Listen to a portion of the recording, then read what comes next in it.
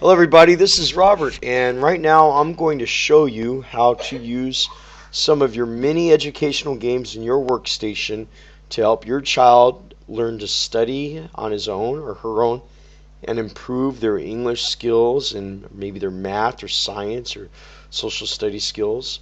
Every one of the workstations that you have contains many of the best educational games that have been used in computer labs all over the world, especially in the United States.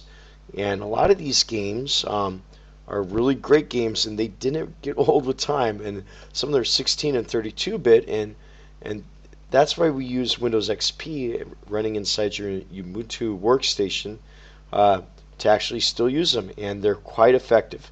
In this video, I'm not going to teach you about how to play any of the specific games, and I'm also not going to show you about how to know about each of the games you have.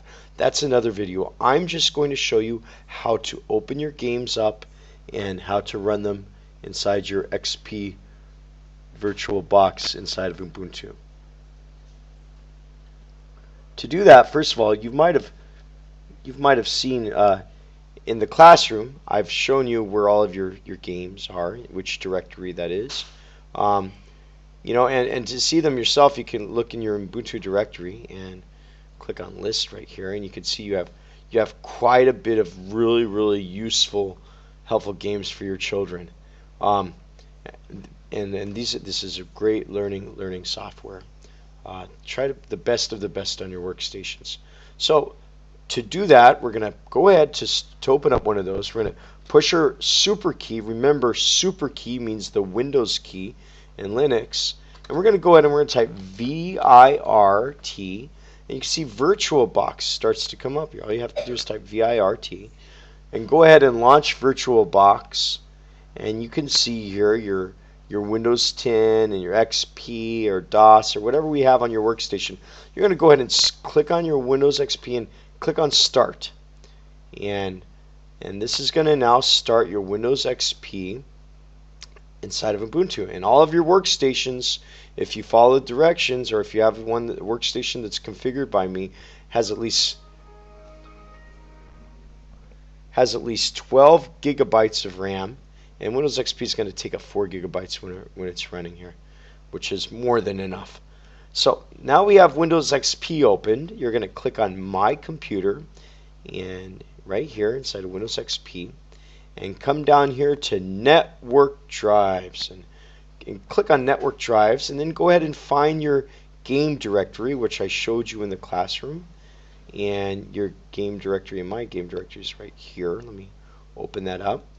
Now when you open up your game directory, you might see, let's see here, you might see some different pictures. It might look like maybe like this or something.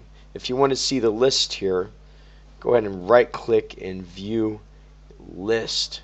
Before we go any farther, a lot of these games are really lower resolution games, and if you have one of the recommended workstations, you have a high resolution monitor for your children's eyes to see more and more multitasking. So the first thing we should do is right click and click on properties, and let's go ahead and make sure that click on settings and make sure that our screen resolution is the lowest 800 by 600, okay? A lot of these games will run fine in those, but we want to set to lowest. Click on apply, okay? And then go back in here to our games here, and you can see all of your great games. Remember, there's another video that can tell you where you could find out about all the learning games for your children to help them self-learn. So that's another video. So we're going to start. In this example, we're going to start with Jumpstart Typing. Okay. So you're going to go down your list here. I'm going to find here Jumpstart Typing, age 7 to 10. Now remember that age 7 to 10. That is not an absolute age group. That's a lot of these games came out in 1990s and early 2000s, and today 7 to 10 is actually maybe age 4 and 5 and 6, right? So these are playable from children even younger than 7 quite easily, and in some cases might even older than 10, right?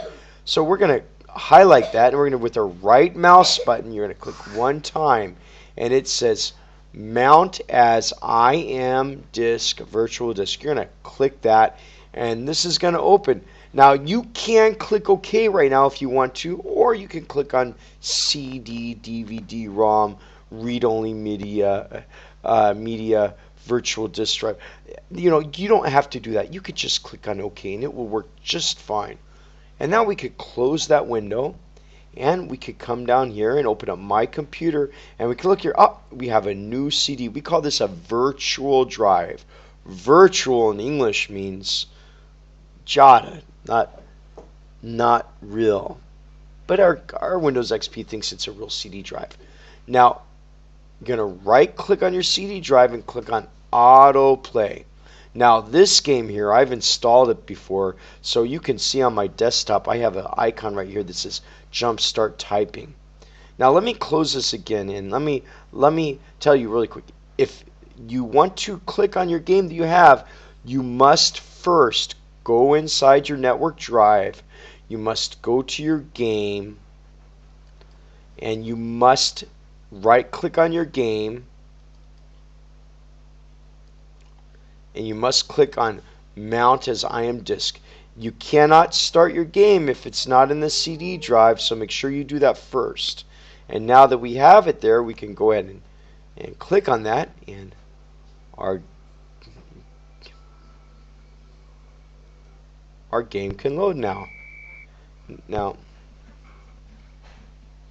I'm not going to tell you how to play this game, but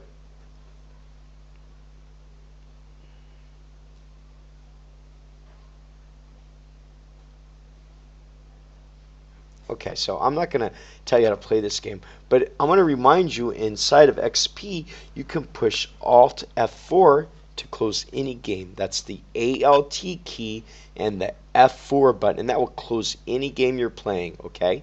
Now, if you want to change games, you want to try another game, here's what you do.